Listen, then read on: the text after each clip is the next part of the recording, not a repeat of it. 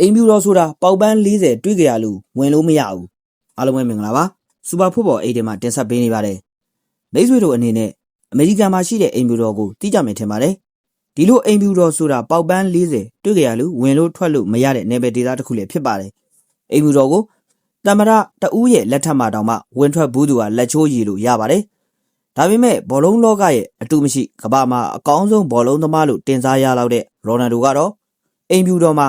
ရိုနယ်ဒိုရဲ့ခြေရာတွေကြန့်ရှိနေတော့မှလည်းဖြစ်ပါတယ်။မက်ဆီယာအမေရိကန်မေဂျာလိမှာကစားနေတော့လဲထရန့်ကတော့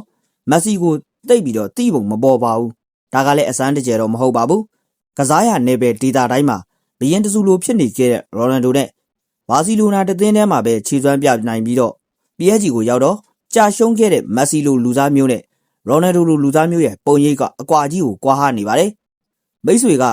မက်ဆီဖန်တယောက်မလို့ကျွန်တော်ပြောခဲ့တဲ့စကားတွေကိုညင်းကျင်နေဆိုရင်လေတကယ်သာမက်ဆီဘောင်ဝင်ပြီးအကောင်းဆုံးကစားသမားတယောက်ဆိုရင်ရိုနယ်ဒိုကိုကြော်လွန်ပြီးမက်ဆီကိုပဲထရန့်ကတက်ရောက်ခွင့်ပေးမှာပါမက်ဆီအနေနဲ့အိမ်ဘူတော်ကိုလာရောက်လဲပတ်ဖူးကျင်ရင်လဲနီလန်းကတော့တနည်းတော်ရှိပါတယ်ဒါကတော့ရိုနယ်ဒိုကြံခဲ့တဲ့ခြေရာတွေကိုအိမ်ဘူတော်မှာရှာဖွေခြင်းနဲ့ဆိုတဲ့အကြောင်းပြချက်နဲ့အိမ်ဘူတော်ကိုလာရောက်လဲပတ်နိုင်ပါတယ်ခြေရာကရှာလိုပဲရမှာပါခြေရာတိုင်းလို့တော့မရပါဘူးရိုနယ်ဒိုလိုအယံမောင်းနဲ့မက်ဆီလိုအယံမောင်းအကွာကြီးမလို့လူစင်မမီရင်တိုင်းလို့မရပါဘူးနောက်တစ်ခုရှိပါသေးတယ်အိမ်ဖြူတော်ကိုလဲပတ်ချင်မက်ဆီတယောက်တည်းတော့လာလို့ရာကောင်းရနိုင်ပါတယ်